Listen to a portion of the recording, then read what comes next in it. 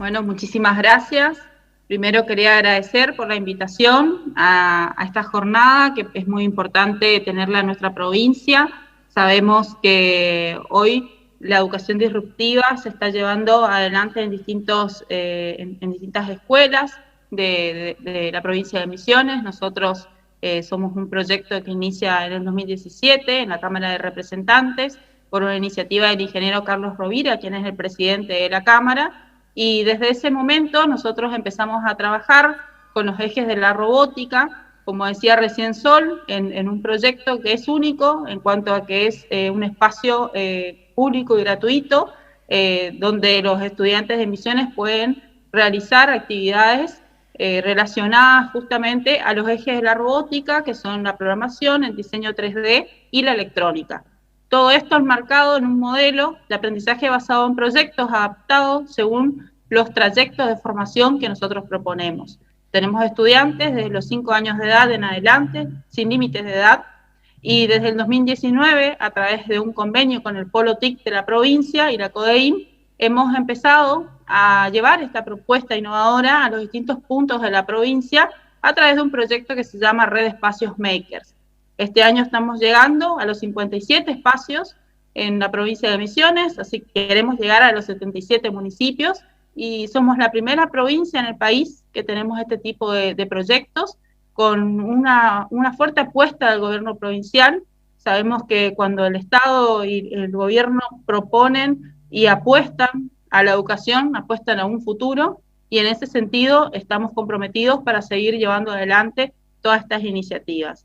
Me acompaña parte del equipo de la Escuela de Robótica, está Marcelo Benítez, el profesor Marcelo Benítez, que es el coordinador pedagógico de la Escuela de Robótica, Camilo Viera, que es el coordinador técnico de los trayectos de la Escuela de Robótica, también está Javier Berger, ingeniero en informática, que está también en el área de inteligencia artificial, destacado también en este área, Sebastián Galarza, el arquitecto también, que se encuentra en los trayectos de los más grandes, de los chicos más grandes, y Jessica Balmaceda, quien es estudiante de la Escuela de Robótica, también hoy para comentarles y realizar este taller.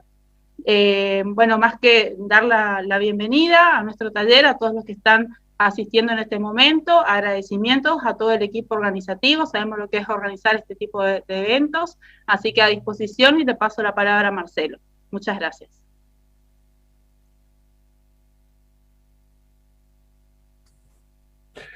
Buenas tardes a todos. Como me presentaron, mi nombre es Marcelo Benítez, soy profesor en educación especial y actualmente me desempeño como coordinador pedagógico de la Escuela de Robótica y voy a contarles un poco cómo son los trayectos y cuál es nuestro marco teórico para encarar las prácticas de enseñanza y aprendizaje en la escuela. Voy a compartir mi presentación.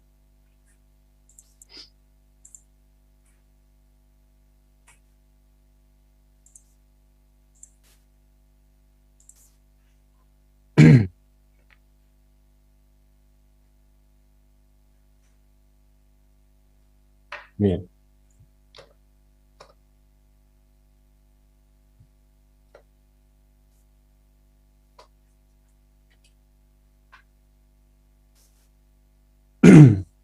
Bueno, todas las prácticas educativas en la escuela de robótica se marcan en la teoría del constructivismo, ¿sí? Es un modelo pedagógico que nos dice que el conocimiento no es una copia de la realidad, como tradicionalmente se consideraba, sino que es una construcción del ser humano. Esta construcción se realiza a través de esquemas de pensamiento que la persona va creando a lo largo de su vida a través de nuevas experiencias y los conocimientos previos. La construcción se realiza todo el tiempo, todos los días y en todos los contextos, no solo en las escuelas, ¿sí? Para el constructivismo lo más importante es el conocimiento nuevo en sí, sino que una nueva competencia que le permitirá al estudiante generalizar, es decir, aplicar lo ya conocido a nuevas situaciones. El modelo constructivista está centrado en el sujeto que aprende, ¿sí? En sus experiencias previas, y considera que la construcción se produce cuando el sujeto interactúa tanto con el contexto y sus pares. El constructivismo supone que también un clima afectivo armónico de mutua confianza que ayuda a los estudiantes para vincularse positivamente con el conocimiento y sobre todo con sus procesos de aprendizaje, ¿sí? Los principios del constructivismo pueden ser aplicados en nuevas herramientas tecnológicas de colaboración, como blogs, wikis, los podcasts y también la robótica. Nosotros utilizamos dos tipos de enseñanza, una es la sincrónica y la otra es la asincrónica, ¿sí? Los estudiantes concurren a la institución a cursar sus trayectorias educativas, como dijo Solange, desde los 5 años en adelante, si no tenemos límite de edad, y para cada franja etaria tenemos una serie de metodologías y estrategias para que ellos puedan ir asimilando los conocimientos nuevos y desarrollando las habilidades y competencias que consideramos que son de suma importancia para el desempeño en el futuro. Estas son las características generales de nuestro marco teórico. ¿Sí? El aprendizaje no es una manera de memorizar y repetir discursos, sino que también puede modificar y enriquecer estos esquemas de pensamiento que ya hemos nombrado, y también favorece la construcción y reconstrucción de significados, ¿sí? Es para avanzar a través de la crisis como un saber previo.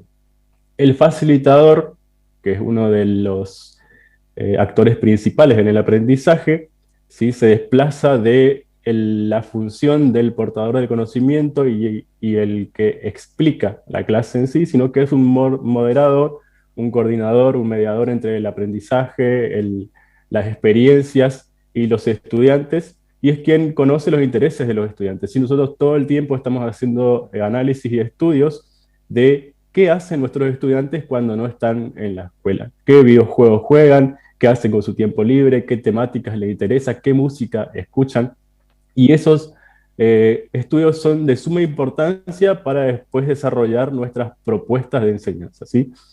El estudiante, como habíamos dicho, según nuestro marco teórico, adquiere un rol activo en todo el proceso de enseñanza y aprendizaje. Si es el protagonista de todas las actividades, es el que propone, el que comparte sus ideas, el que hace. ¿Sí? Nosotros, todo lo que hacemos apunta a que el estudiante tenga autonomía en el aprendizaje, que tenga una filosofía de mejora continua, así que todo el tiempo esté indagando, que esté aprendiendo, que esté compartiendo lo que sabe con sus compañeros. Es el que aprende y el que enseña, sí, es el que construye su propio aprendizaje a través de las experiencias y el contacto con sus pares y con los objetos de estudio. La propuesta de la Escuela de Robótica es flexible, es abierto. Nosotros, cuando nos reunimos, siempre decimos que es una metodología viva. ¿Por qué? Porque desde el primer año que arrancó el proyecto de la Escuela de Robótica, la propuesta educativa fue cambiando continuamente y adaptándose a los cambios, a los intereses de los estudiantes, a la tecnología, porque como todos sabemos, la tecnología es una ciencia que todo el tiempo está avanzando, está cambiando, y cada vez es más rápido el avance tecnológico. Entonces, tanto los facilitadores como los estudiantes tienen que ir aprendiendo, ¿sí? Estas nuevas disciplinas para poder construir sus proyectos y sus experiencias de aprendizaje. Todo está organizado, ¿sí? Como dijo Solange también, en una metodología central, que es el aprendizaje basado en proyectos. Desde los chiquitos, que son los TrendKit y los TecnoKit, que tienen 5 y 6 años, que se condice con el nivel inicial, los TecnoKit y los trayectos Maker Juniors, que se condicen con el nivel primario, y por último, los trayectos Teen Maker, Teen y High Maker, que se condicen ya con el nivel superior. Todos trabajamos la misma metodología, que es el aprendizaje basado en proyecto, adaptado a la franja etaria. ¿Sí? Con los más chiquitos empleamos lo que es el aprendizaje basado en proyecto, propiamente dicho, ¿sí? El aprendizaje parte de un prototipo prediseñado por los facilitadores, y los facilitadores tienen dos documentos matrices. Uno es la selección de estrategias y técnicas de enseñanza y aprendizaje, que surge de una investigación previa, ¿sí? De un equipo pedagógico de la escuela, donde investigamos nuevas metodologías, nuevas herramientas, nuevas formas de enseñar y aprender, y toda esa investigación culmina en un documento matriz que los facilitadores utilizan para llevar adelante sus planificaciones, sus prácticas. Además de otro documento que acompaña, que es la planilla de definición de contenidos técnicos y pedagógicos, ¿sí? Tanto habilidades blandas como habilidades duras, como la de diseño, electrónica y programación, y todo lo que engloba estas disciplinas. Con estos dos documentos matrices, los facilitadores prediseñan un prototipo robótico o tecnológico, teniendo en cuenta que este prototipo tiene que potenciar en los estudiantes ciertas habilidades y competencias, y también tienen que, a través del desarrollo de ese proyecto, adquirir los conocimientos tanto técnicos como pedagógicos, ¿sí? Tienen que aprender. En este caso, los más chiquitos trabajan en parejas pedagógicas, ¿sí? Tenemos dos estudiantes que analizan este proyecto prediseñado por los facilitadores, analizan las partes, ven de qué material está hecho, qué componentes electrónicos utiliza y cómo se programa. ¿Sí? En este caso, nosotros trabajamos lo que es la programación en lenguaje Logo, que básicamente es aprender a programar a través de las formas. ¿Sí? Son piezas que se van encastrando con órdenes simples, y ellos van viendo, digamos, en el análisis de este proyecto qué van a necesitar y qué quieren que su proyecto robótico realice.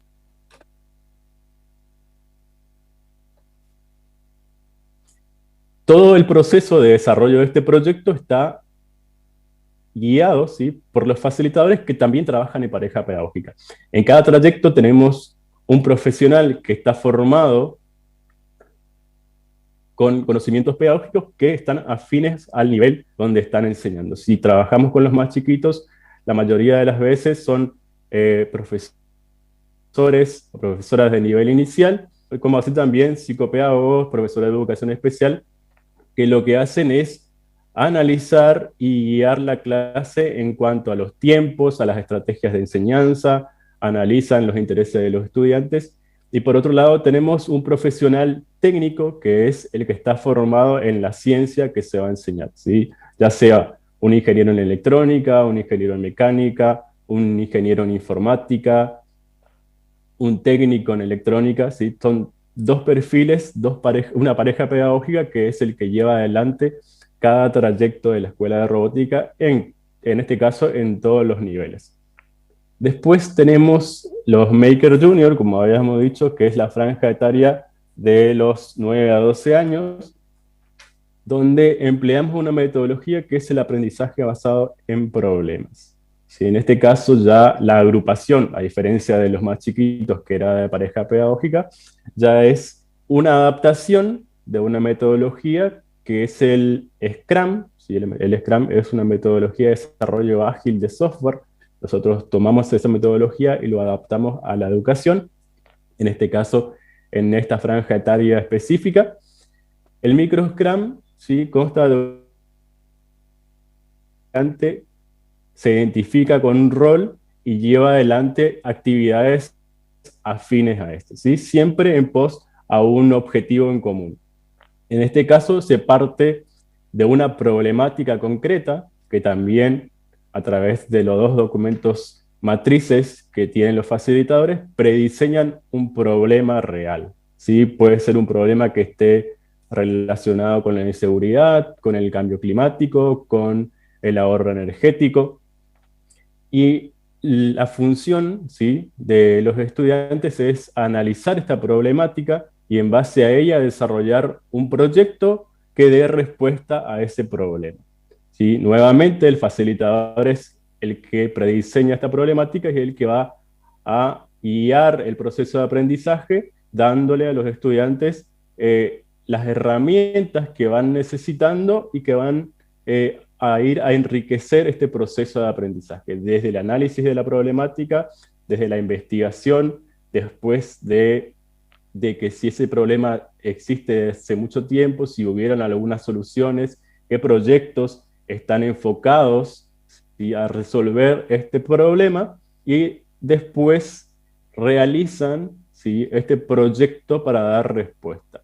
Desde ese análisis hasta el último paso, que es la presentación del proyecto, los estudiantes trabajan en equipo y cada uno cumple un rol.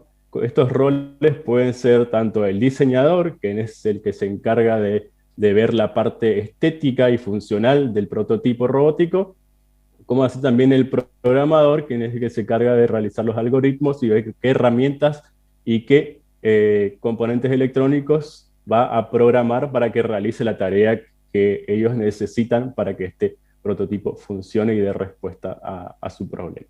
Así también tenemos un rol muy importante dentro de este micro Scrum, que es el líder. ¿Sí? Nosotros trabajamos mucho lo que es la formación del liderazgo, también desde los más chiquitos, y que sepan identificar cómo ser un buen líder, ¿sí? qué hace un líder, qué tareas tiene que realizar en un equipo, y creemos que es uno de los temas muy importantes que se debe desarrollar en los estudiantes ya desde edades tempranas.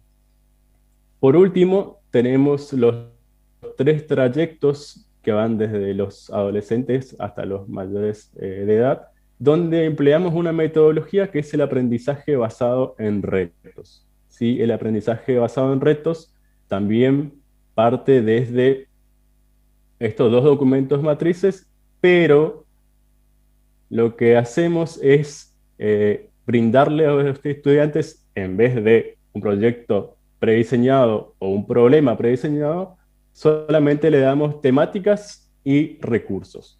¿Sí? Puede ser la temática de la inseguridad, de la contaminación ambiental, y en base a esa temática, ellos mismos salen a su contexto, a su comunidad, y analizan qué problemas hay en cuanto a esta temática. ¿Sí?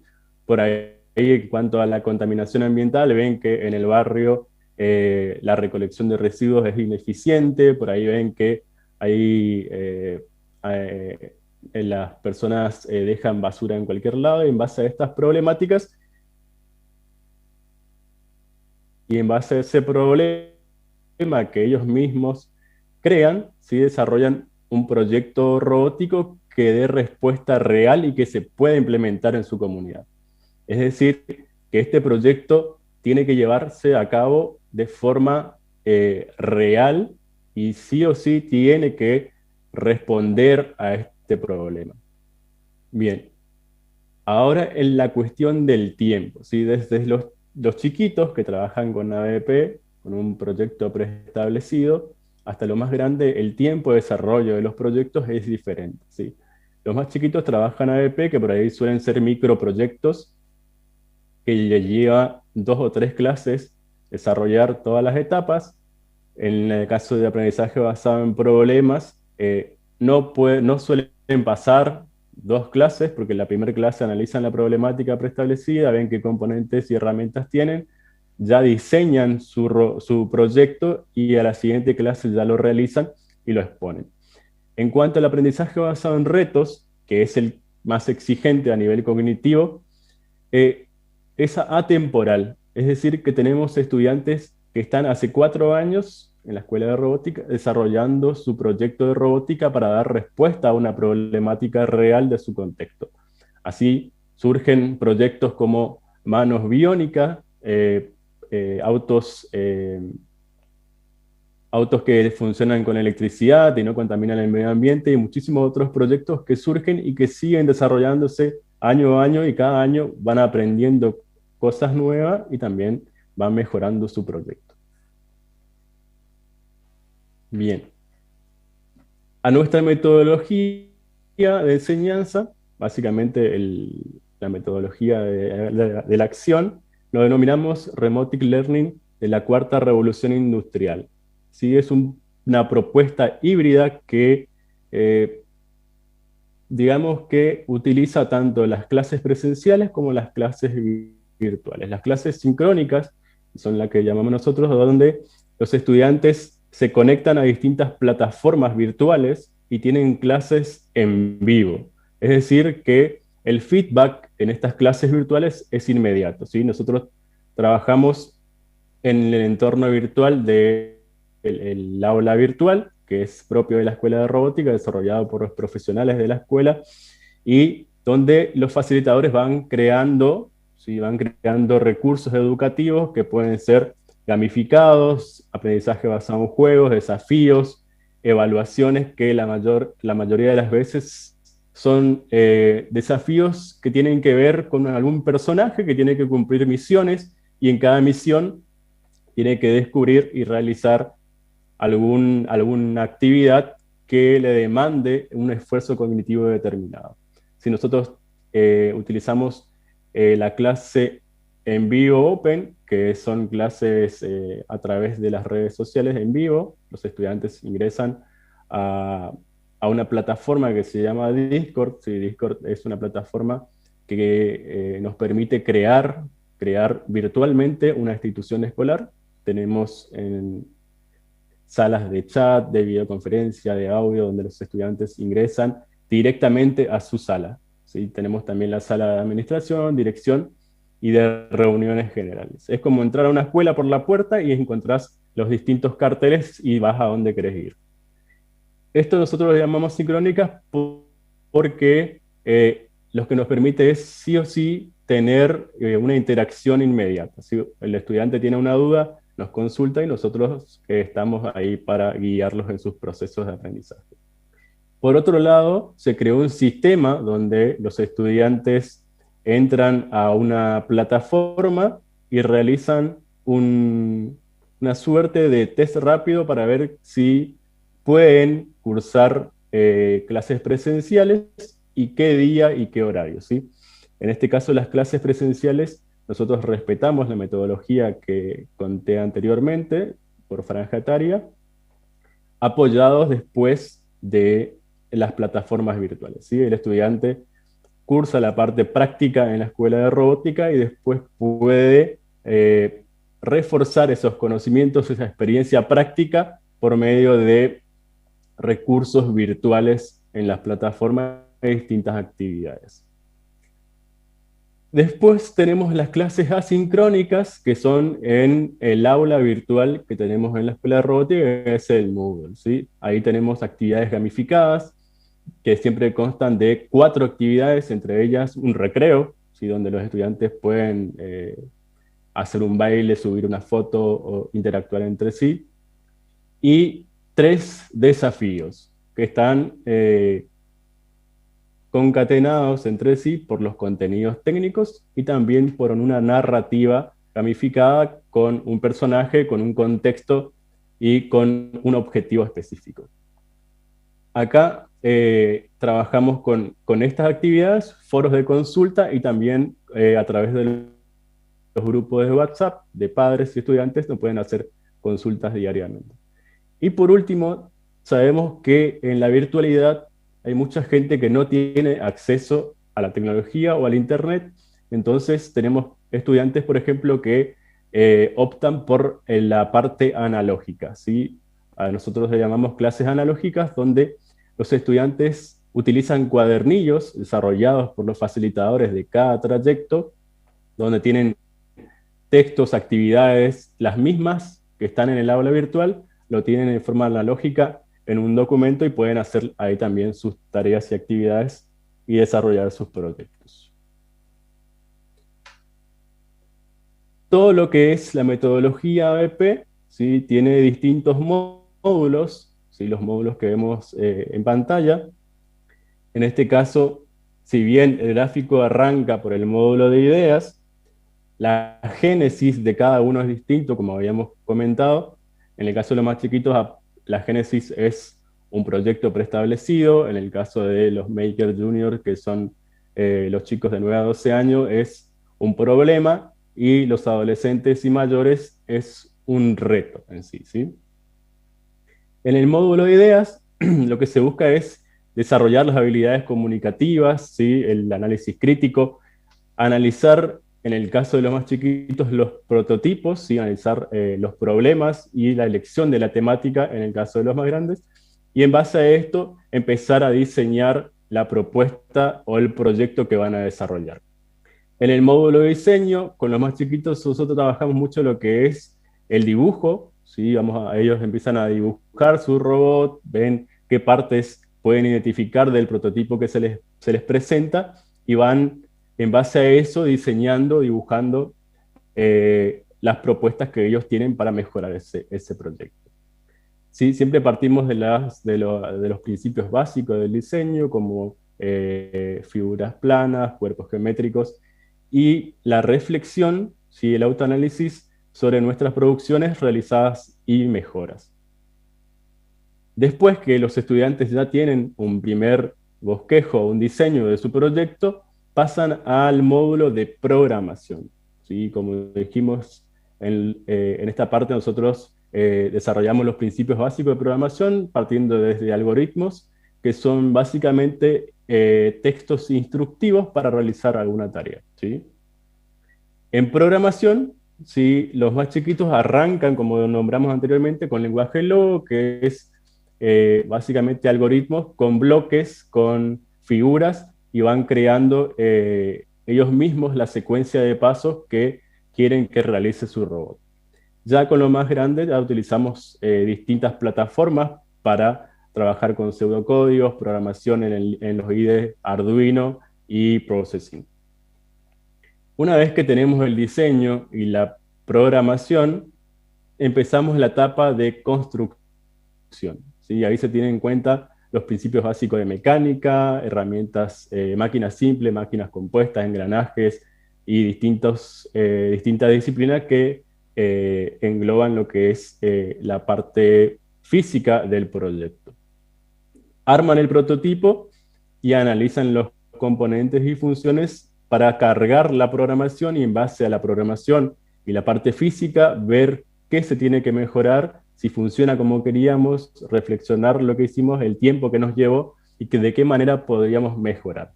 Y todo eso, ¿sí?, culmina en el módulo de gestión de proyecto, donde se analizan los registros, el tiempo, la forma. Es como una suerte de análisis FODA de todo lo que estuvimos haciendo.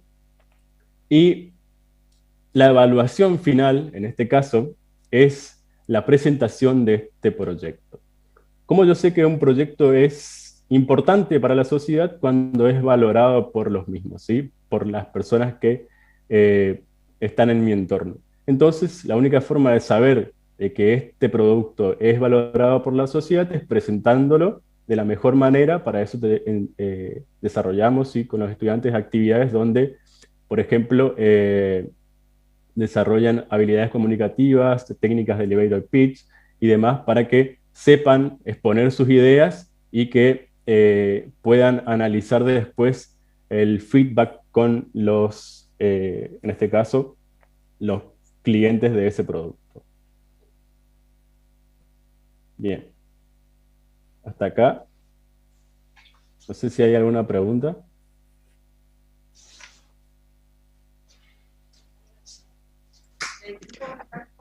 Buenas tardes, Marcelo. Bueno, estoy viendo los comentarios del canal de YouTube. Bueno, me presento, soy Camilo Viera, me presentaron hoy. Hay excelentes comentarios con respecto al trabajo que se hace en la Escuela de Robótica, y hay acá por ahí una consulta que tiene que ver que si hay posibilidad de enviar esos cuadernillos por correo electrónico. Gladys Robledo, por ahí es una propuesta que se hace, si se puede enviar esos cuadernillos a la escuela seguramente. Perfecto. Nosotros estamos trabajando para subir esos cuadernillos en un apartado en la página web de la Escuela de Robótica. Así que cuando esos cuadernillos estén presentados en el aula virtual, nosotros vamos a difundir en las redes para que esté libre acceso para todos los que quieran descargarlo y utilizarlo para sus prácticas o para aprender robótica. Excelente, Marcelo. Ahí dicen gracias y bueno, todos se sumaron al pedido y están agradeciendo. Bien. Continuamos entonces con la siguiente disertación. El arquitecto Sebastián Galarza, quien nos va a comentar un poco sobre ciudades inteligentes, movilidad urbana sostenible, tecnologías alternativas, desafíos globales, metas locales, proyecto de electromovilidad y su aplicación en la provincia. ¿Sí? También el trayecto de tecnologías alternativas que tenemos en la Escuela de Robótica, que es un espacio para la innovación y el desarrollo de los nuevos paradigmas. Buenas tardes, Marcelo. Gracias por la presentación. ¿Se escucha perfectamente? Se escucha. Bueno, muchísimas gracias. Bien, así como mencionaste, vamos a hablar de de este nuevo escenario global que nos lleva a tomar acciones y, bueno, también expresan la vocación de la Escuela de Robótica en su trabajo sobre un paradigma de sostenibilidad, de uso también de materiales reciclables, renovables, de acuerdos, que son fundamentales de cara al futuro. Así que voy a compartir una presentación que traje para que podamos charlar un poco.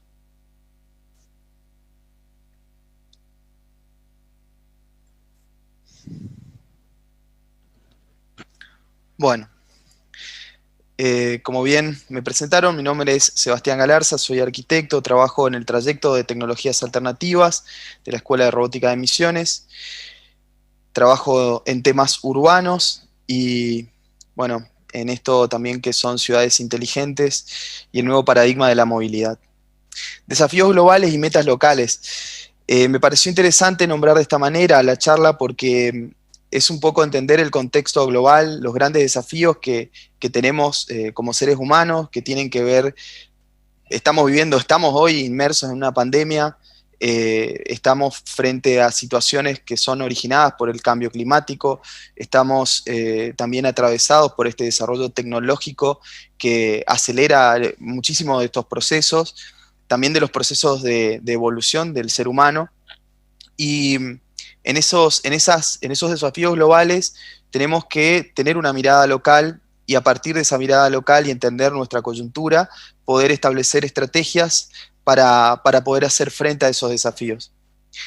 Esto es importante, el 26 de junio del 2020 Argentina agotó sus recursos naturales disponibles para todo el año. Esto me refería cuando hablaba de ese contexto referido a cambio climático y entender que este dato nos dice que estamos en default, o sea, estamos consumiendo más de lo que tenemos previsto para ese año en cuanto a recursos naturales. Como vemos en el gráfico, por ejemplo, países como Qatar, Luxemburgo, los Emiratos Árabes, Kuwait, ellos ya, no sé, Qatar, por ejemplo, el 11 de febrero ya consumió todos sus recursos naturales previstos para ese año. ¿Y qué significa esto? Que lo que consume del día 11 en adelante es lo que le resta a las generaciones futuras. Y esto es también importante, entendiendo esta idea de sostenibilidad, de generar un desarrollo que entienda y que entienda eso que se habla de triple impacto, proyectos que tienen que ver con lo social, con lo económico, con lo ambiental, pero que también tienen que ver con las generaciones futuras. ¿Qué le dejamos a los que vienen después o a nosotros mismos? Cuando hablábamos hoy también de este desarrollo tecnológico, hablar también de cómo se van acelerando los tiempos en la incorporación de estos desarrollos en nuestra vida cotidiana. En esta placa vemos el tiempo que tardó cada una de estas aplicaciones, elementos, en volverse masivos, en llegar a 50 millones de usuarios. Por ejemplo, la radio tardó 38 años, la televisión 13 años, y por ejemplo una aplicación como, bueno, Facebook 1 año, Twitter menos de 1 año. Este es el avance de la tecnología, el avance de las comunicaciones que van generando un escenario que también nos obligan a tomar decisiones y empezar a generar propuestas. Esto también es importante, entender que la humanidad tiende a buscar esas respuestas en las ciudades. La mayoría de la población mundial actualmente vive en ciudades, se espera. Bueno, hay cifras, Naciones Unidas dice que el 68% de la población mundial en el 2050 va a vivir en ciudades. Y esto es importante porque también nos anima a pensar en las ciudades como un problema o como parte de la solución. Y esto de alguna manera nos relaciona con esto que venimos a presentar, que es hablar de ciudades inteligentes. Para esto, yo voy a recurrir a esta aplicación. Les pido a los que nos están siguiendo si pueden ayudarnos a poder construir ese imaginario de ciudad que pensamos para el futuro. Puede ser una ciudad del deseo, puede ser esa ciudad que imaginamos, que creemos o esa ciudad que queremos, pero si ustedes apuntan con la cámara de su teléfono a este código QR, van a poder acceder a es un formulario de palabras en donde ustedes pueden introducir 3 palabras que expresan esa ciudad que ustedes imaginan, sueñan, desean, y entonces podemos construir esa idea. Porque es difícil pensar en esa ciudad del futuro. Uno de los aspectos que nos ayudan a nosotros a poder tener noción o poder tomar estrategias, direccionar nuestras acciones, son los objetivos del desarrollo sostenible. Específicamente en el objetivo 11, ciudades y comunidades sostenibles, pero en general todos estos objetivos atraviesan nuestra realidad urbana, atraviesan nuestra idea de sociedad, de comunidad, entonces son como una ayuda, ¿no?, que tenemos para poder avanzar hacia ese modelo. ¿Y qué es una ciudad inteligente? Una ciudad inteligente es una ciudad que hace eficiente el uso de sus recursos, que utiliza la tecnología, la información como herramienta en búsqueda de esa sostenibilidad. Y como hablábamos hoy, esa sostenibilidad tiene que ver con la economía, tiene que ver con el ambiente, por sobre todas las cosas tiene que ver con la inclusión y el desarrollo social. Esta ciudad hiperconectada, ¿no? Estamos inmersos en una ciudad con cada vez más sensores, más dispositivos que van llevando información, que van trasladando información. Contamos con celulares que van tomando datos y los van llevando a diferentes lugares. Las empresas tienen gran deseo por saber qué miramos, qué páginas seguimos, y a partir de eso poder generar una estrategia para su venta.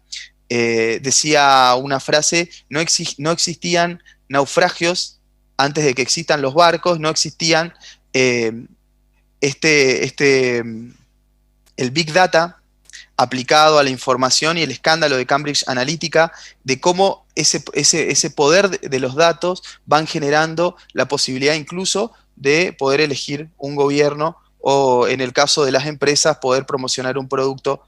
En fin, en esta ciudad súper conectada es donde tenemos que operar, y vamos a mostrar un ejemplo de cómo esta ciudad hiperconectada, esta Smart City, esta ciudad en donde diferentes elementos van proporcionando datos y procesar esos datos para poder garantizar una mejor gestión, nos puede llevar a una ciudad eficiente. En esta placa vemos el tiempo anual que invierte una persona en congestiones de tránsito en todo el mundo. Como vemos, y la palabra invertir, o sea, cuando hablamos de tiempo que invierte una persona, es tiempo de vida que uno ocupa en un atasco, en una congestión de tráfico. En Los Ángeles, Estados Unidos, son 102 horas al año, o sea, 102 horas al año de vida estoy adentro de un vehículo.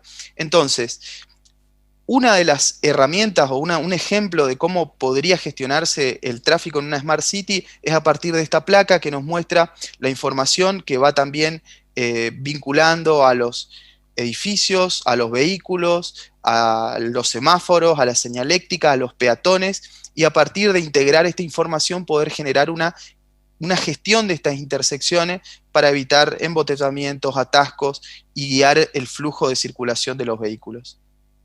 Cuando hablamos también de avances y de desarrollo de tecnología, tenemos que entender este aspecto fundamental que es el desarrollo de la tecnología de 5G y cómo esto permitiría que este sistema interconectado funcione de manera más rápida y precisa. Si vemos en esta placa, lo naranja se refiere a la velocidad del 4G y la relación con el verde, que es el 5G. Podríamos descargar una película que antes tardábamos 2 minutos en 3.7 segundos, o 1 hora de música en menos de 1 segundo.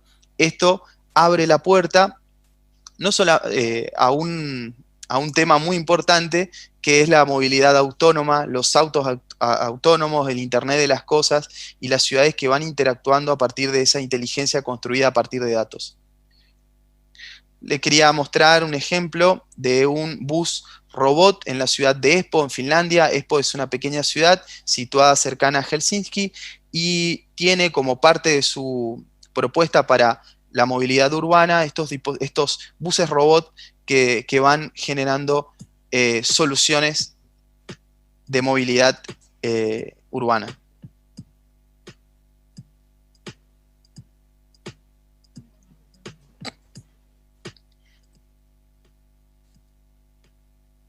buses autónomos, impulsados por energías renovables, en este caso energía eléctrica, y también son parte de un sistema de servicios que son articulados de manera inteligente.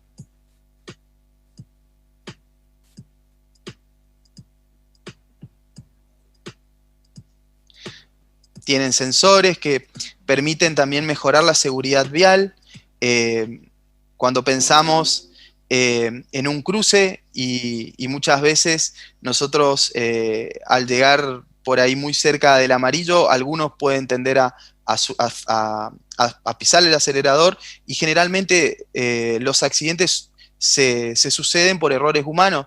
La movilidad autónoma, justamente valiéndose de toda esta información, generaría una movilidad más eficiente en cuanto al uso de los recursos y así también más seguro para las personas.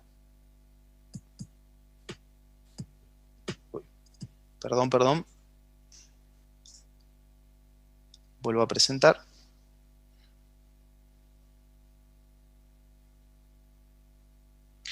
Bueno, y ahora vamos a referirnos más a electromovilidad, a la movilidad eléctrica, que es uno de los temas que desarrollamos en la Escuela de Robótica junto al de Ciudades Inteligentes. En este momento estamos desarrollando en el trayecto de tecnologías alternativas, trabajando sobre la movilidad eléctrica y cómo este nuevo escenario plantea también la incorporación de nuevos dispositivos de movilidad. Como vemos en la placa, aparecen buses eléctricos, autos eléctricos, dispositivos de movilidad individual como son patinetes, motos eléctricas, bicicletas eléctricas, monopatines, en fin, una serie de opciones para la movilidad también que van generando demanda de servicios como puestos de carga, en fin, avanzar sobre un modelo de desarrollo de movilidad que reduce la contaminación, que reduce la emisión de gases de efecto invernadero, que son los principales causantes de este calentamiento global, la reducción de la contaminación sonora, la eliminación de la contaminación del suelo,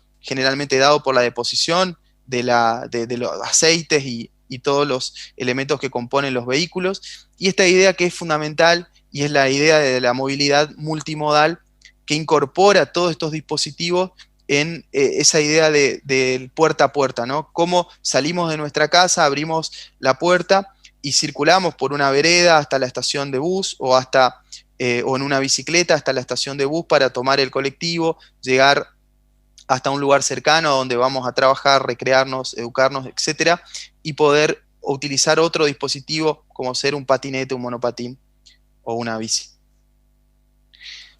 Como bien charlaba recién, hablar de tecnologías alternativas, que las propuestas de la Escuela de Robótica para hacer frente a este escenario global al cual nos referimos, una propuesta que incorpora la idea de la movilidad sostenible, de las ciudades inteligentes, y la venimos planteando desde el año pasado. Estamos trabajando para generar herramientas para la sociedad, para que justamente los vecinos puedan innovar y acceder a dispositivos de movilidad que sean económicos, que también rescaten ese conocimiento previo que tiene que ver con la mecánica, que tiene que ver con la innovación, con la programación, con el diseño, y plantear propuestas que justamente cambien este paradigma de cómo nos movemos en la ciudad. Ahí podemos ver al ingeniero Juan Manuel Irrazábal, con alumnos viendo y mostrando uno de los dispositivos que él diseñó y construyó, que si pueden ver está hecho a base de una bicicleta, muy similar a la que tenemos en nuestra casa, y con algunos materiales que incluso son materiales reciclados de obra, pudo generar este prototipo que es un medio de movilidad. Así también vemos este dispositivo de movilidad de logística que tenemos acá en la Escuela de Robótica y que lo utilizamos para la logística de los componentes y los materiales que se usan en los trayectos. Así que bueno, ahora quiero quedarme a ver cómo construimos esta nube de palabras a partir de esta idea de cómo imaginamos la ciudad del futuro, ¿sí? Según estuve viendo acá, podemos ver que bueno, coincidimos en esa idea de ciudad ecológica, tecnológica, renovable, divertida, ¿sí? Algunos aspectos y es importante remarcar en esto cuando hablamos de ciudades inteligentes, las ciudades son el soporte físico de nuestra vida.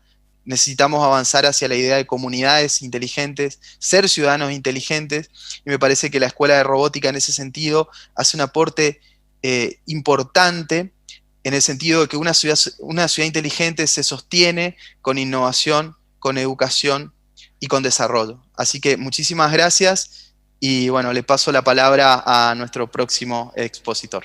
Gracias.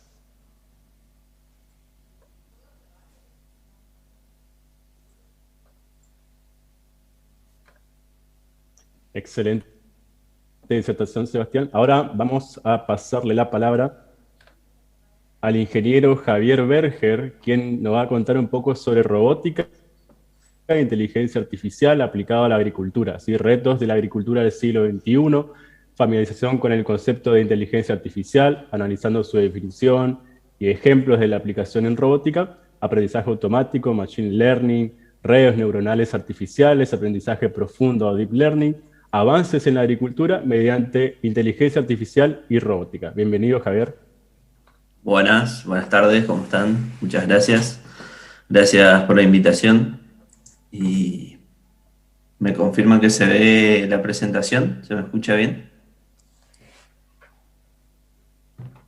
Sí, se te escucha bien. Perfecto. Y se ve la presentación que dice cómo imaginamos la ciudad del futuro. No sé si es la tuya. Bien. No, esa se ve. No. Viendo la... Eso es mi presentación. Ahí estoy mostrando la nube interactiva de cómo se va llenando de palabras con la participación de todos, y me parece que eso también es fundamental en la idea de ciudad del futuro, una ciudad que la construimos entre todos. Así que muchísimas gracias a los que están participando, y bueno, les dejo después la nube de palabras para que podamos construir juntos esa idea. Así que gracias, Javi, ahí te dejo, y bueno, éxitos. Gracias, genial lo de la nube, muy bueno, ahí se ve sustentable en el medio de todo, así que buenísimo. Bueno, vuelvo a compartir. Bien, como le comentaba a Marcelo, la idea es hablar un poco de robótica e inteligencia artificial aplicada a la agricultura, pensando justamente en uno de los grandes desafíos que tiene la agricultura, que es, según la FAO, que dentro de aproximadamente 30 años la población mundial se va a incrementar muchísimo más de lo que se incrementó en los últimos 30 años que pasaron. Por tanto, al tener más habitantes, habrá que alimentar a todas esas personas, ¿sí? Y necesitamos optimizar los recursos que tenemos actualmente, y además de optimizarlos, tratar de hacer más sustentable, protegiendo el medio ambiente mediante estas tecnologías. Y dentro de esto es donde distintas aplicaciones, distintos métodos de tecnología y demás están relacionados para justamente hacer que esto sea más sustentable, y además podamos alimentar a todas las personas que están por venir, ¿sí? Y la robótica y la inteligencia artificial, en este caso, son dos de los pilares fundamentales de los avances recientes en cuanto a la tecnología.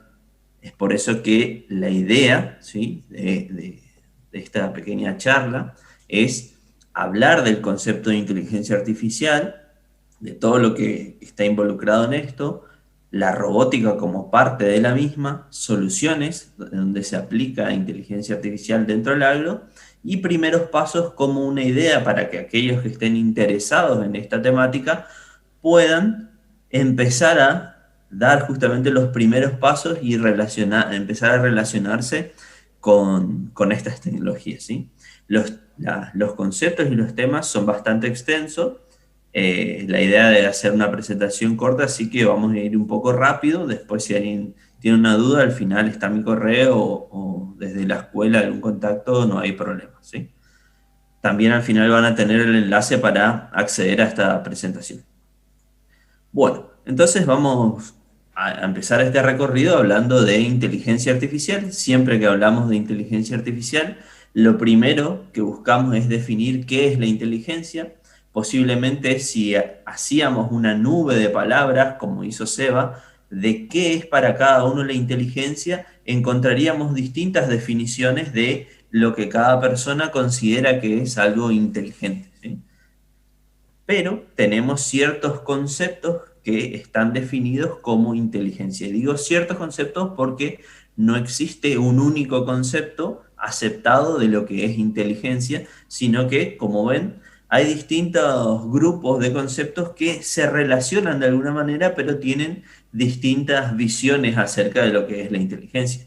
Alguno habla de que es la capacidad de entender, razonar, saber, aprender y resolver problemas, acción de comprender una cosa, facultad de la mente que permite aprender, entender, razonar, tomar ya para hacer algo con facilidad, acierto y rápido. ¿Bien? Entonces esos son los conceptos formales distintos que hay acerca de qué es la inteligencia.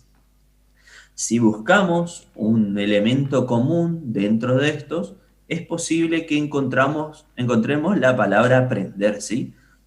Aprender y tomar decisiones para justamente resolver un problema. Y eso es lo que básicamente consideramos un comportamiento inteligente. Aprendo de situaciones y en función de lo que fui aprendiendo, después tengo la capacidad de resolver, de tomar una decisión para resolver una problemática, ¿sí? Es decir, que constantemente estamos aplicando estos conceptos, ¿sí? A cada paso que damos estamos tomando una decisión de ese paso que vamos a dar y justamente una tarea tan sencilla que no estamos percibiendo como inteligente concuerda con un concepto relacionado con la inteligencia justamente que es razonar y tomar una decisión, ¿sí? Puedo mirar el piso y decir, bueno, piso la siguiente baldosa o la baldosa parece que tiene agua, si un día de lluvia, entonces hice un razonamiento y tomé una decisión, a ver, piso esta baldosa, la siguiente, etcétera, etcétera, ¿sí? Eso tan sencillo para nosotros, justamente, son conceptos que están relacionados con la inteligencia.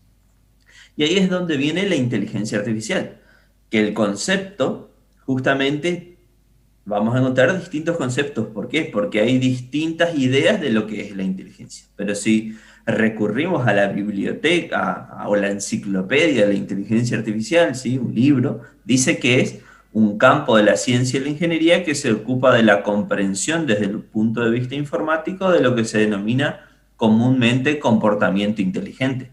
Lo que hablamos anteriormente, la inteligencia artificial va justamente a tratar de emular con distintos sistemas lo que nosotros consideremos comúnmente como un comportamiento inteligente. Y además agrega algo muy importante que dice que también se ocupa de la creación de artefactos que exhiben ese comportamiento. ¿Y qué quiere decir con esto? Un artefacto que exhibe un comportamiento inteligente normalmente lo vamos a asimilar con un robot, ¿sí? Volviendo al ejemplo anterior en que hablábamos de voy a dar un paso, hacia dónde me voy a mover, algo tan sencillo, para nosotros los humanos, para un robot es mucho más complejo. Si tratamos de crear un robot que tenga la capacidad de caminar, y con caminar no digo solo movernos, sino justamente saber decidir en cuanto tenga un obstáculo adelante si va a ir hacia ese lugar o se va a desviar, ¿sí? Si es un robot que tiene piernas, vamos a decir, elegir si voy a pisar un pozo o lo voy a desviar, ese comportamiento inteligente justamente está relacionado con el concepto de inteligencia artificial. ¿Por qué? Porque ese robot está justamente tratando de emular el comportamiento inteligente que tendría un humano al encontrarse con esa situación, ¿sí? Entonces, eso es lo que busca la inteligencia artificial, emular el comportamiento inteligente que tenemos y tratar de llevarlo a sistemas como, por ejemplo, un robot, ¿sí? Y cuando hablamos de robot, no solamente tenemos que caer en ese robot que tiene cabeza, brazos y pies, sino que sistemas autónomos que, por ejemplo, pueden reconocer distintos elementos, como por ejemplo frutas, ¿sí? Y saber clasificarlas, ¿sí? Clasificar una naranja de una mandarina, etcétera, etcétera, ¿sí?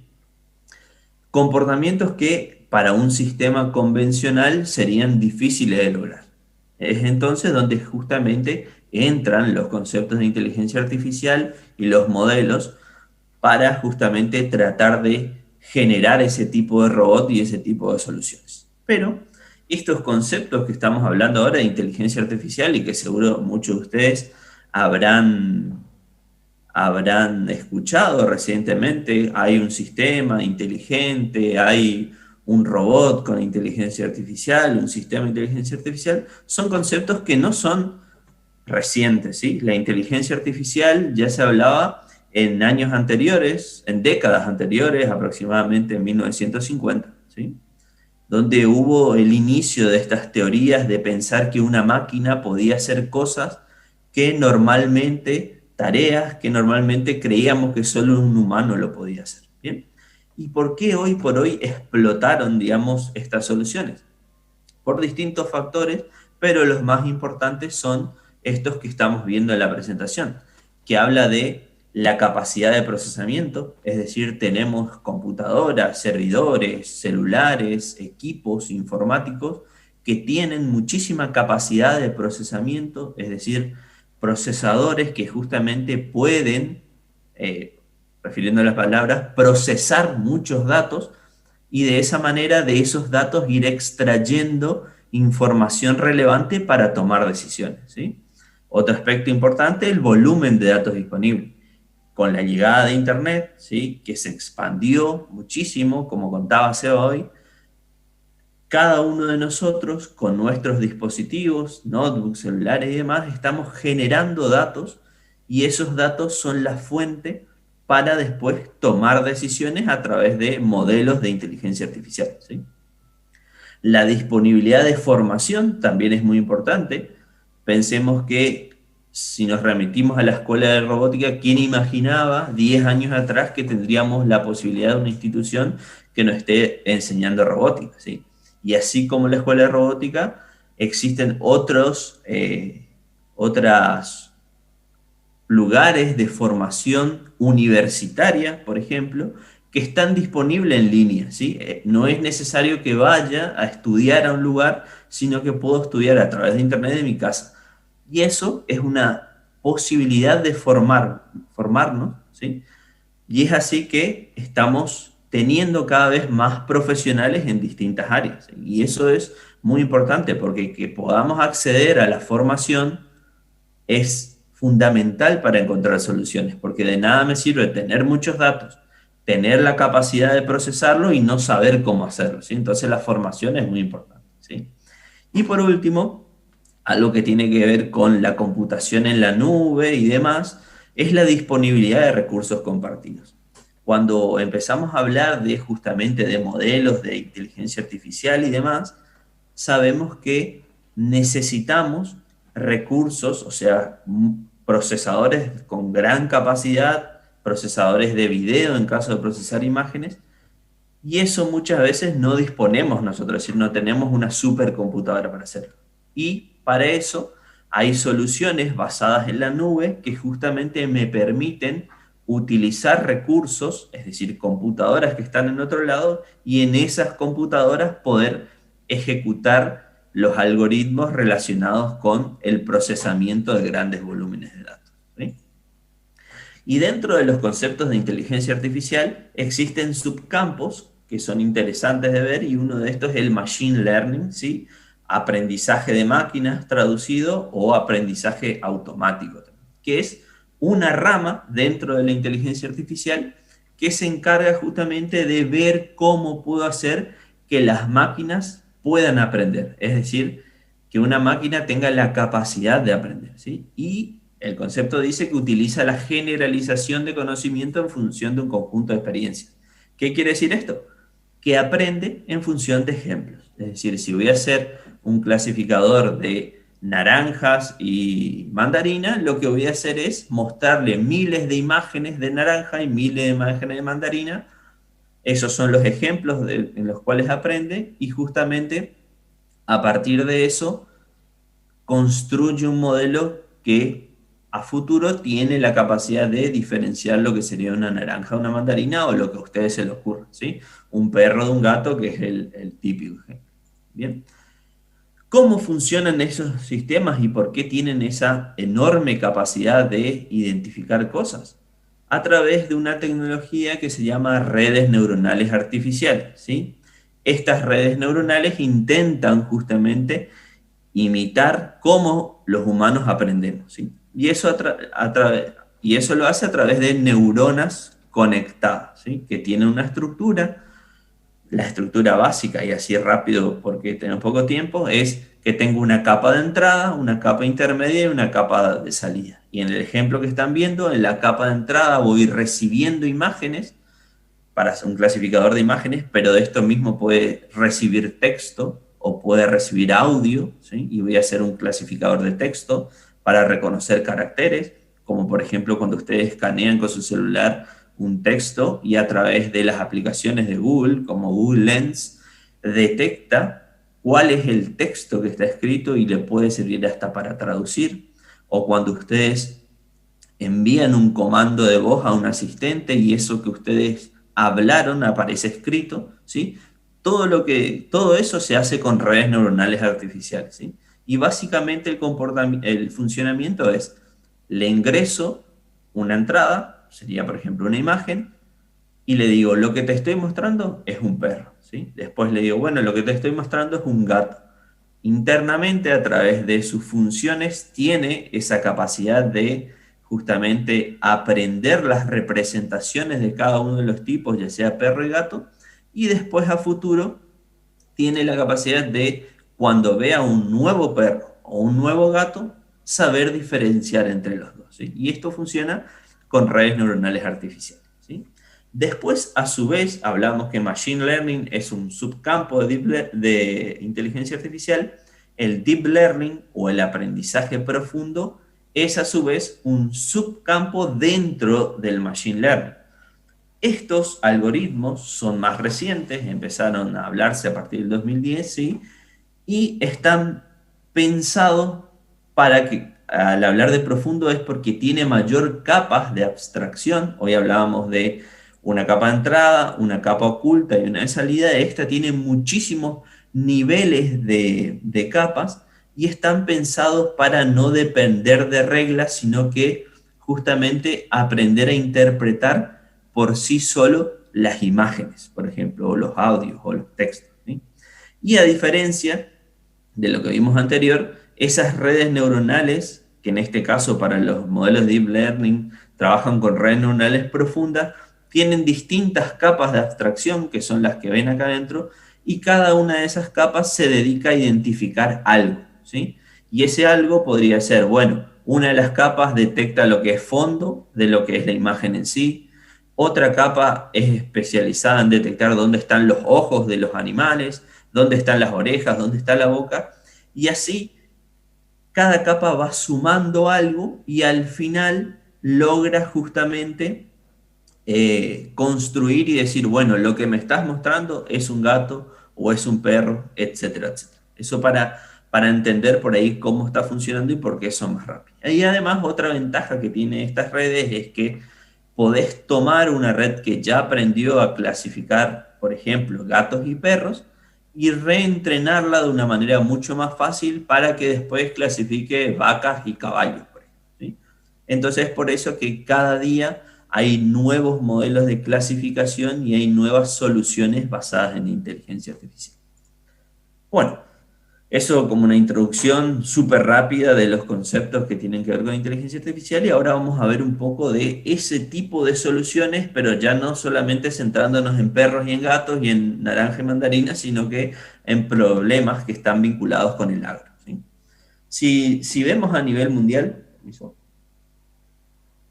vamos a encontrar que hay muchísimas soluciones para el agro que están vinculados justamente con procesamiento de imágenes, por ahí, que es lo más fácil de entender. Acá a la izquierda vemos un sistema que permite reconocer dónde están las uvas, ¿sí? Y también saber el grado de madurez de las mismas para después tener justamente una forma de recolectarlas, como por ejemplo a través de un robot.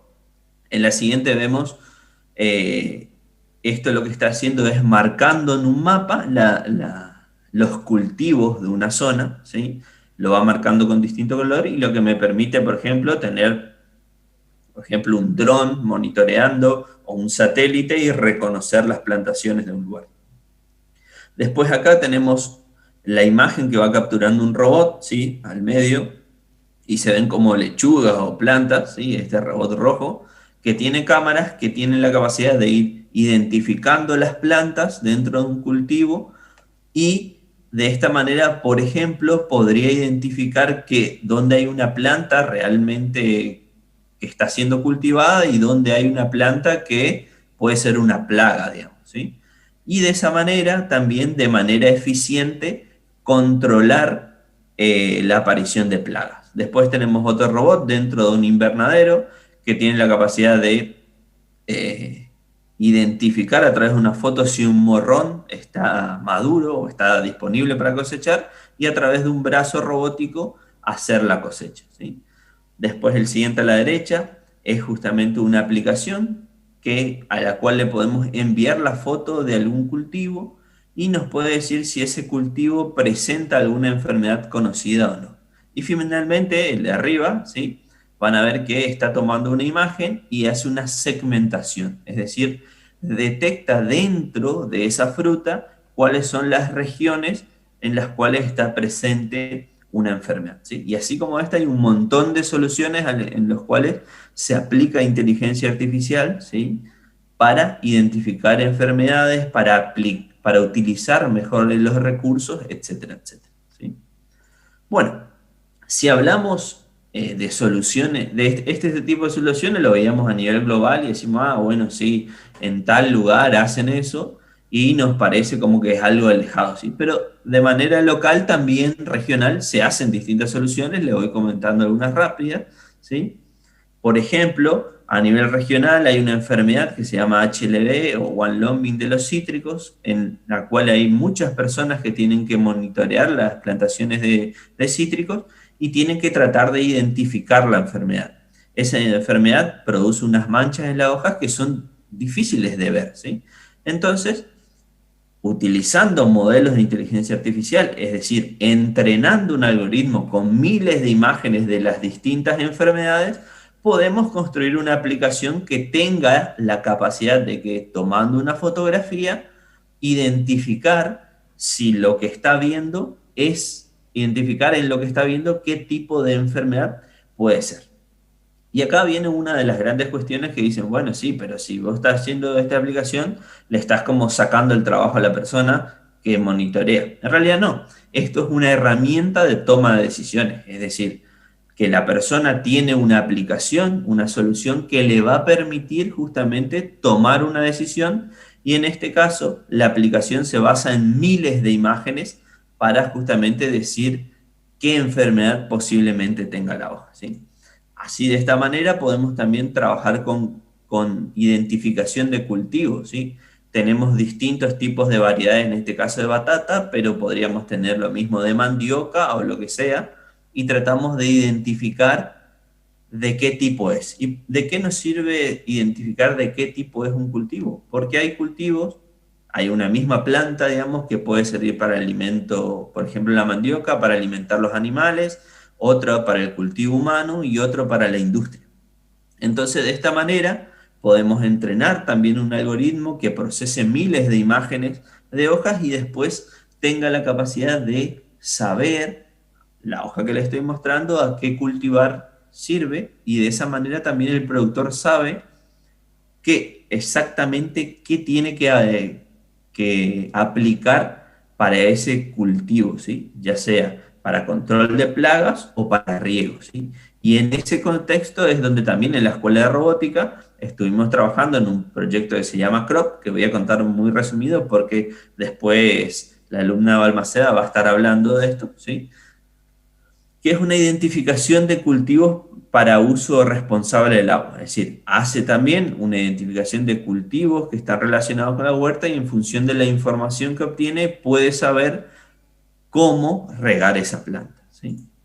Bueno, y si me pregunto cómo quiero empezar en este mundo, justamente tenemos distintas plataformas, ¿sí? Por ejemplo, la NVIDIA Jetson Nano es un proyecto de justamente el fabricante NVIDIA en el cual nosotros podemos tomar esa placa y empezar a entrenar modelos de inteligencia artificial para hacer clasificadores. Así también con Raspberry Pi, ¿sí?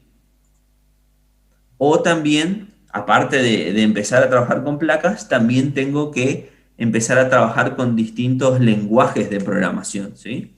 Esto es más que nada para saber cómo empezar a trabajar con esto.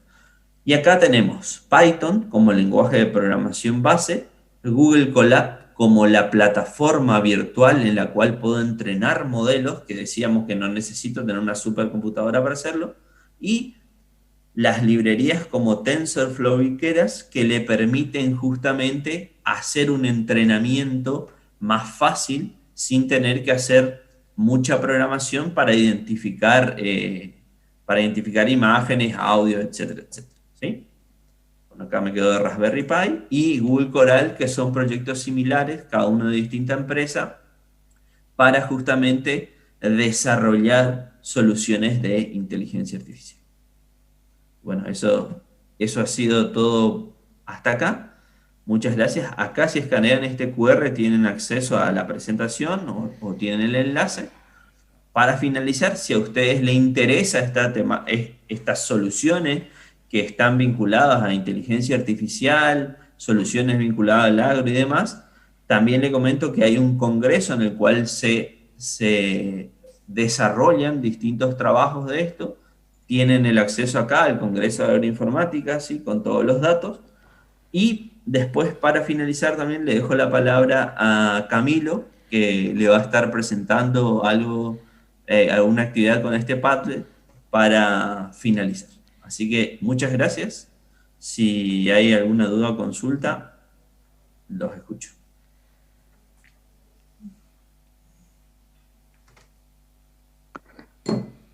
Si te parece, Javier, al final respondemos todas las consultas que surgieron, fuimos registrando algunas y avanzamos Genial. con Jessica.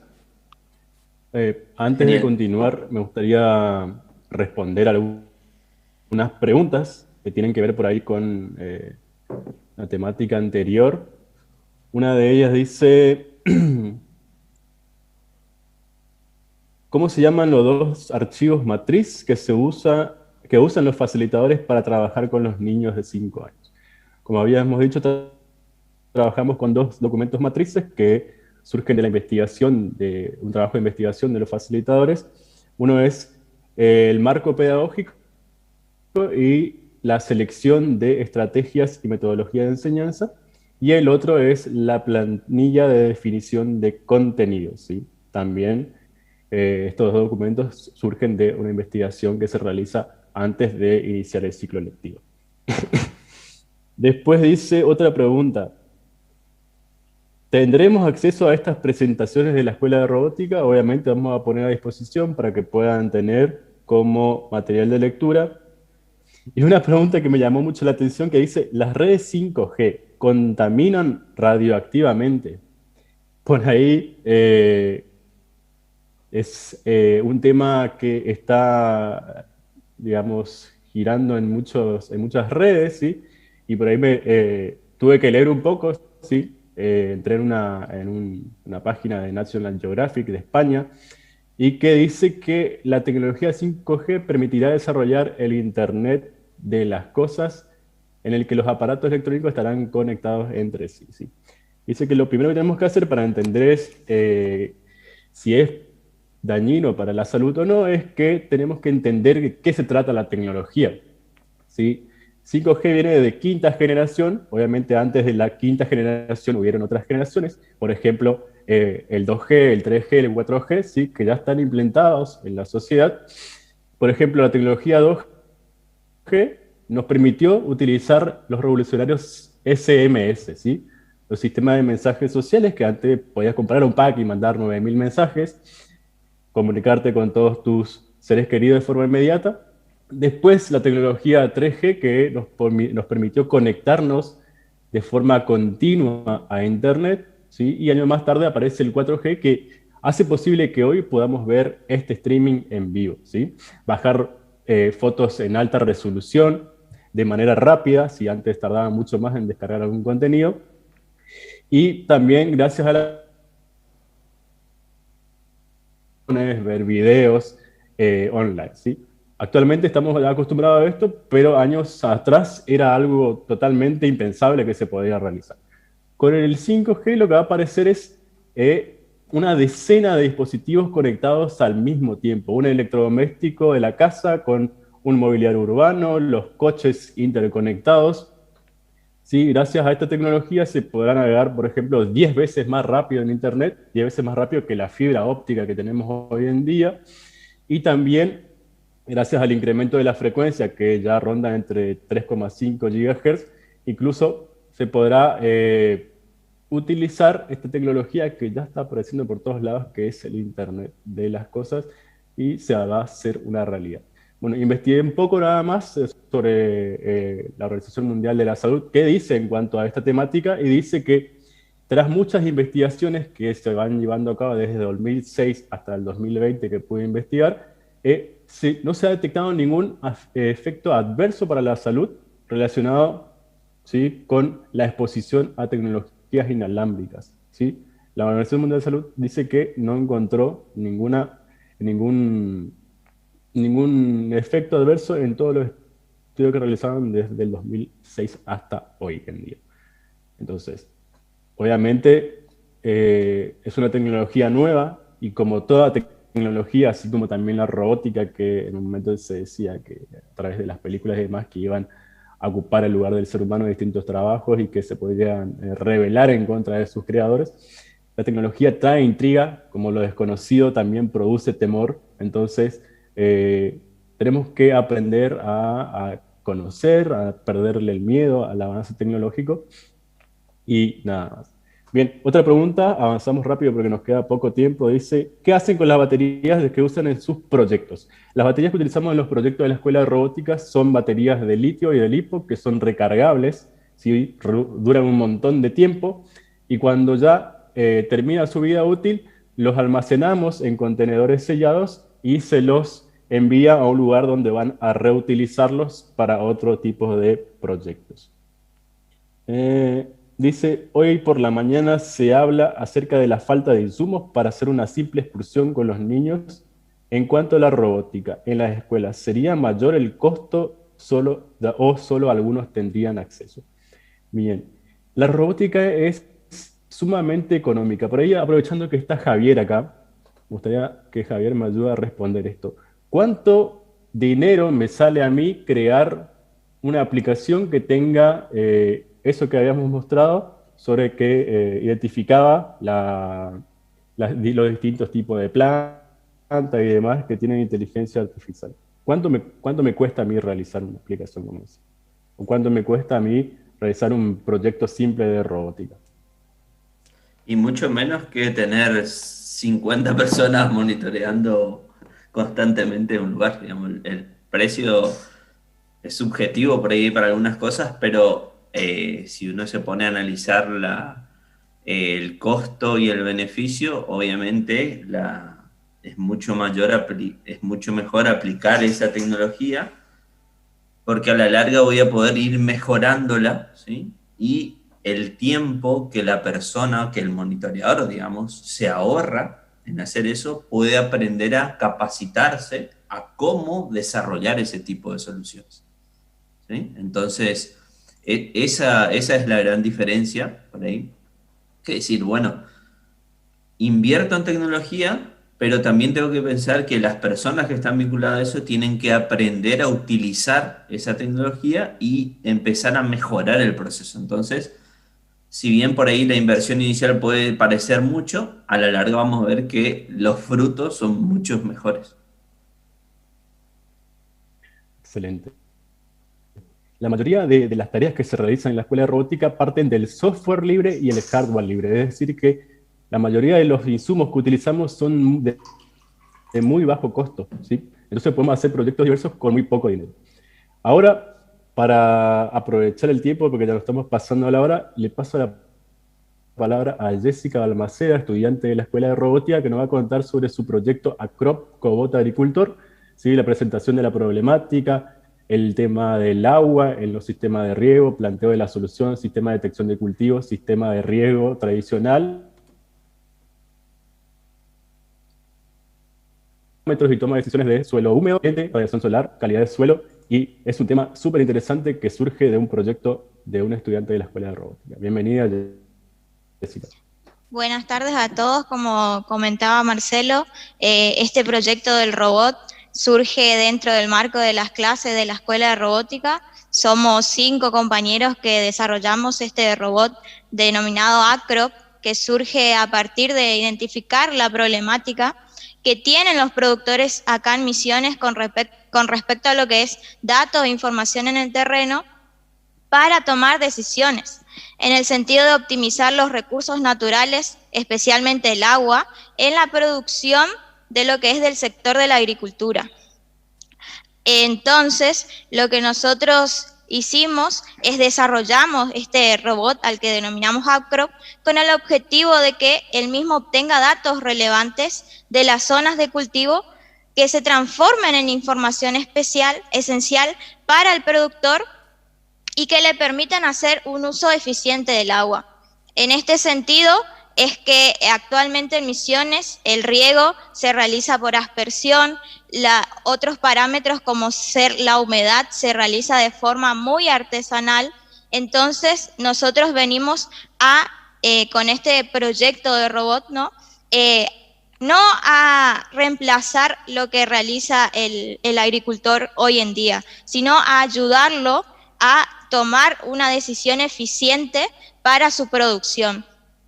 En este sentido de que mencionaba de lo que es el uso eficiente del agua, actualmente en el mundo solo el 1%, menos del 1% de lo que corresponde al agua dulce está disponible para el consumo humano y para los ecosistemas. De ese 1%, el 69% lo ocupa el sector agropecuario. Es ahí en donde nosotros focalizamos nuestro proyecto para poder no solo ayudar a hacer un uso eficiente del agua, sino también a cuidar nuestras producciones dentro de lo que es la provincia, ¿no? Para eso diseñamos un prototipo de lo que es el robot Acrop, que lo que hace, ahí lo están viendo en pantalla, y lo que hace es que puede acceder a sectores de difícil acceso para los productores, ya que cuenta con la posibilidad de una conducción remota.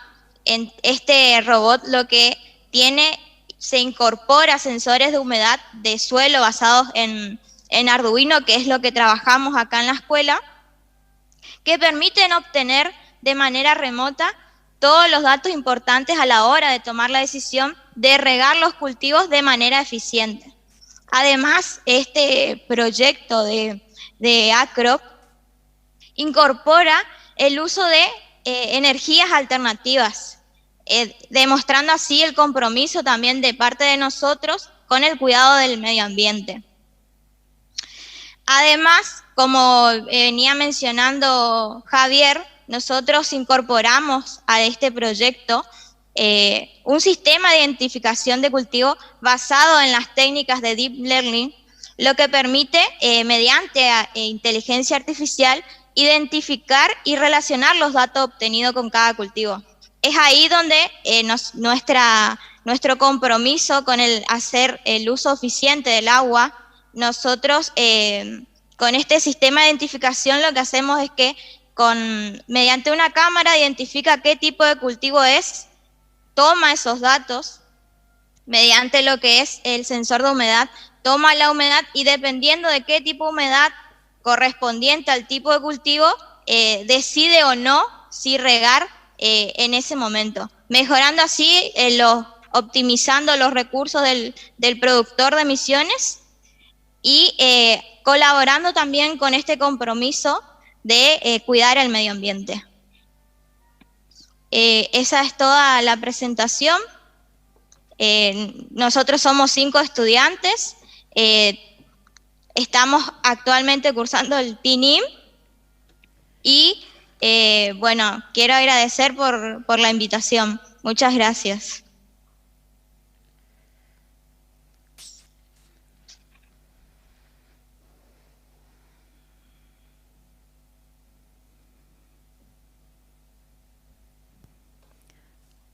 Hola. Excelente, Jessica. Bien, gracias. Gracias a todos por la invitación. Sí, estamos contentos de participar acá y saludos a toda la gente que nos está mirando. Dice Acrop que es genial y muchas felicitaciones para el estudiante con su proyecto. Y así que la pasamos genial, contamos un poco de lo que hacemos y lo que queremos hacer. Así que muchísimas gracias y nos encontraremos en la próxima. Chau, chau.